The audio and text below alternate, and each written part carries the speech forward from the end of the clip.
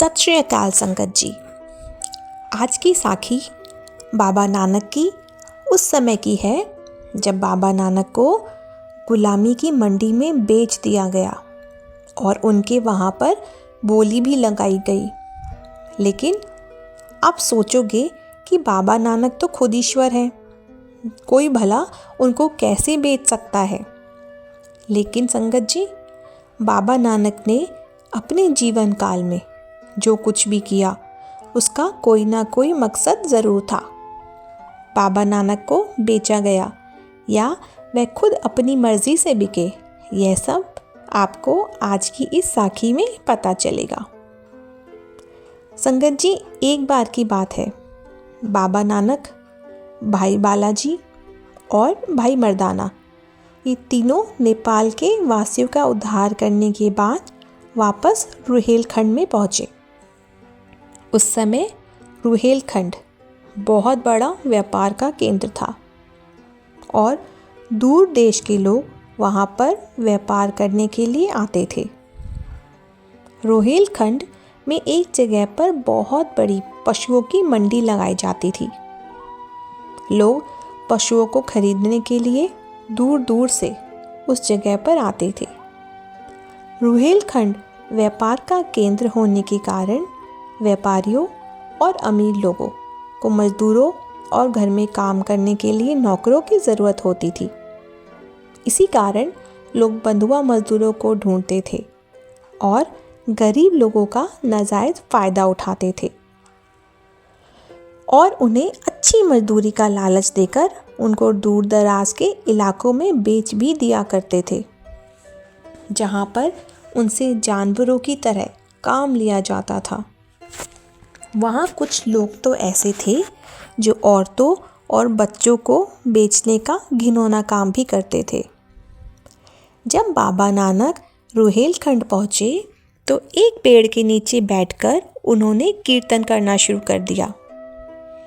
बाबा नानक के कीर्तन की आवाज़ सुनकर एक औरत रोती हुई उनके पास पहुँची और जाकर उसने बाबा नानक के सामने अरदास की और बोली, बाबा, एक दलाल मुझे लालच देकर मेरे बच्चे को यहाँ पर ले आया है और उसने उसे अच्छी कीमत पर इस मंडी में बेच दिया है। अब मुझे नहीं पता मेरा बच्चा कहाँ है। मैं उसको इतने दिनों से ढूंढ रही हूँ। मैं तो सिर्फ अपने बच्चे का हाल चाल जानना चाहती हूँ कि वो कहाँ है और किस हाल में है। बाबा नानक ने बड़े ध्यान से उसकी बात सुनी और सुनकर संजीदगी से बोले, बेटी, तुम शांत रहो। हम इस बुरे काम को ख़त्म करने की भरपूर कोशिश करेंगे और तुम्हारे बच्चे का पता करके तुम्हें बताएंगे कि वह कहाँ है। इसलिए तुम्हें थोड़ा इंतज़ार करना पड़ेगा।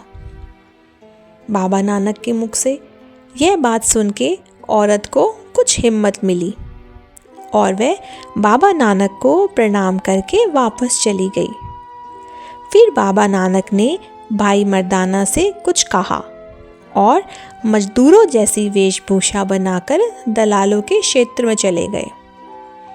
बाबा नानक के पहनावे को देखकर दलालों ने गुरुजी को अपना शिकार समझकर चारों तरफ से घेर लिया। उनमें से एक दयाल होशियारी दिखाते हुए बाबा नानक से बोला, ओए, तू कहाँ दौड़ गया था? मैं तुझे कितनी देर से ढूंढ रहा था। यह बोलकर वह बाबा नानक का हाथ पकड़कर मंडी में ले गया। बाबा नानक ने इस बात का कोई विरोध नहीं किया और चुपचाप उसके साथ चल दिए। मंडी में पहुंचकर दलाल ने लोगों को बुलाया और बाबा नानक की बोली लगनी शुरू कर दी। बाबा नानक का हट्टा कट्टा शरीर और सेहतमंद होने के कारण उनकी कीमत बहुत अच्छी लग रही थी। लोग अपने अपने हिसाब से बढ़ चढ़कर बोली भी लगा रहे थे। सभी इस हट्टे कट्टे मजदूर को अपने साथ ले जाना चाहते थे। आखिरी में एक अमीर आदमी ने बाबा नानक को 2 घोड़े के बदले में खरीद लिया और खरीदने के बाद उसे लेकर अपने गांव की तरफ चल दिया। रास्ते में उसे अपना पीर मिला। उसने सोचा, क्यों ना इस गुलाम को पीर को तोहफे में दे दूं, मेरा पीर भी खुश हो जाएगा। यह सोचकर उसने गुरुजी को पीर को तोहफे के रूप में भेंट दे दिया। पीर इतने हट्टे कट्टे तंदुरुस्त गुलाम को देखकर खुश हो गया। अब बाबा नानक ने उस पीर की गुलामी करनी शुरू कर दी। पीर जो कुछ भी कहता बाबा नानक वही कर देते। दिनों का काम गुरुजी चुटकियों में कर देते थे। गुरुजी की फुर्ती देखकर पीर बहुत हैरान होता था। उसने अपनी ज़िंदगी में इतना आज तक थकारी गुलाम पहले कभी नहीं देखा, जो अपना काम भी पूरी तरह मन लगाकर करता हो और बदले में कुछ मांगता भी ना हो। पीर गुरुजी को खाने के लिए जो कुछ भी देता, गुरुजी बिना कुछ कहे खा लेते। गुरुजी को देखकर ऐसा लगता जैसे उनके अंदर किसी भी प्रकार की इच्छा ना हो। एक दिन बाबा नानक आंखें बंद करके करतार की भक्ति में बैठे हुए थे।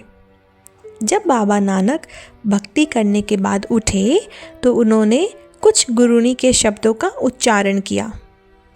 जब बाबा नानक की मधुर वाणी पीर ने सुनी तो वह हैरान हो गया और ध्यान से गुरुजी के शब्दों को सुनने लगा।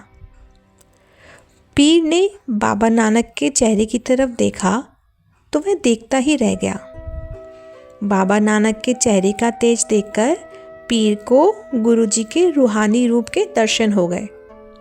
फिर वह समझ गया कि यह कोई आम इंसान नहीं है। पीर सोचने लगा कि गुलाम के रूप में यह कौन हो सकते हैं। काफ़ी सोचने के बाद जब उसे कुछ समझ में नहीं आया तो उसने बाबा नानक से पूछा कि आप कौन हो? आपके चेहरे पे इतना अद्भुत तेज है, आपने मेरी गुलामी क्यों स्वीकार की? आप तो देखने में कोई रब्बी रूह नज़र आते हो।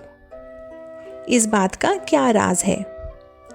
बाबा नानक ने पीर की बात सुनकर कहा, आप मुझे पहचानने की कोशिश करें, आप ज़रूर मुझे पहचानने में कामयाब हो जाएंगे। फिर पीर कुछ देर सोचने के बाद बोला, मैंने एक नानक नाम फ़कीर के बारे में बहुत सुना है। लोग कहते हैं कि उनके कलाम में जादू की तासीर है। उनकी मधुर वाणी सुनकर लोग मंत्रमुग्ध हो जाते हैं और उनके सिख बन जाते हैं। और मैंने तो ये भी सुना है कि वह ईश्वर का संदेश लेकर इस धरती पर आए हैं।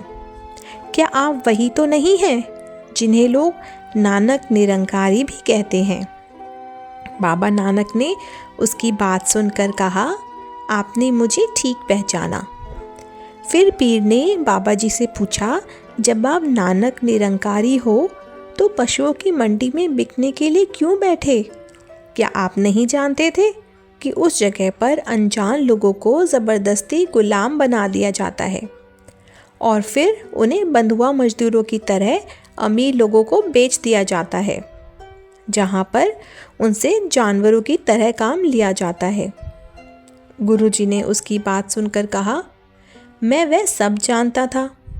इसी कारण मैंने खुद गुलाम बनना स्वीकार किया, ताकि गुलामी की दास्तान अच्छी तरह से जान सकूं और जानने के बाद इन गुलामों को आज़ाद करवा सकूं।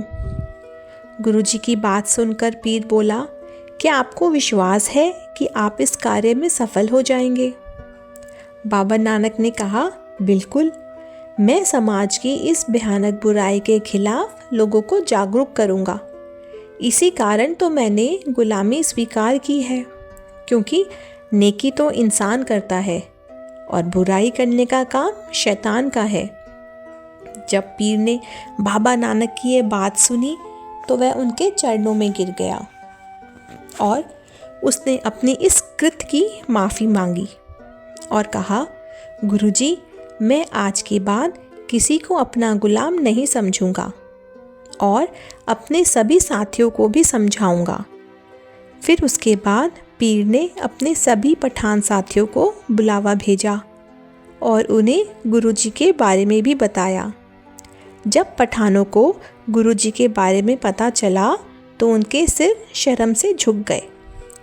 फिर गुरु साहिब ने उन्हें नेकी और अच्छे आचरण का उपदेश दिया और कहा कि कोई मनुष्य किसी दूसरे मनुष्य को जानवरों की तरह गुलाम बना के नहीं रख सकता। यह बात ईश्वर के हुक्म के खिलाफ है और जो इस हुक्म को तोड़ता है उसे अगला जन्म पशुओं का मिलता है। गुरुजी की बात सुनकर पठान कांप गए और सभी पठानों ने गुलामों को आज़ाद कर दिया। संगत जी, हमें भी अपने अंदर देखना होगा, कहीं हम भी बाबा नानक के दिए गए हुक्म के खिलाफ जाकर काम तो नहीं कर रहे। हमारा फ़र्ज़ है कि जो हमारे नीचे काम कर रहे हैं उनके साथ अच्छा व्यवहार करें और उन्हें एक समान समझें। यही परमात्मा का हुक्म है। उधर जब पठानों ने गुलामों को आज़ाद कर दिया तो वह बहुत खुश हुए।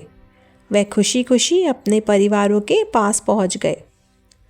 फिर बाबा नानक भाई मर्दाना जी और भाई बालाजी को साथ लेकर अपनी अगली यात्रा पर चल पड़े।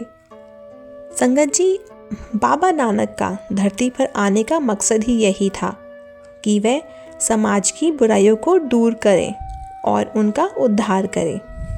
यही काम बाबा नानक ने किया। बाबा नानक ने पूरी ज़िंदगी लोगों को वहमों भरमों से निकालने में लगा दी और लाखों लोगों की ज़िंदगी बदल दी। लेकिन एक बार, सिर्फ एक बार अपने दिल पर हाथ रख के सोचिए कि क्या उनके जाने के बाद हम उनके उपदेशों पर अमल कर रहे हैं। मुझे उम्मीद है कि यह हम में से ज़्यादातर लोग यही कहेंगे कि हमने बाबा नानक के आदेश को सिरे से ही नकार दिया है और जो कुछ भी उन्होंने कहा था हम उसके विपरीत ही काम कर रहे हैं। मुझे उम्मीद है इस साखी को सुनने के बाद आप बाबा नानक के उपदेश की तरफ ध्यान देंगे और जैसा उन्होंने कहा था वैसे ही अपनी ज़िंदगी गुजारेंगे और सुबह शाम करतार की भक्ति ज़रूर करेंगे और सभी मनुष्य को एक समान समझेंगे, सबके साथ प्यार के साथ पेश आएंगे। अगर हम सब ने यह सब कर लिया तो बाबा नानक के प्यार के लायक ज़रूर बन जाएंगे। भूल चूक माफ़। वाहेगुरु जी का खालसा, वाहेगुरु जी की फ़तेह।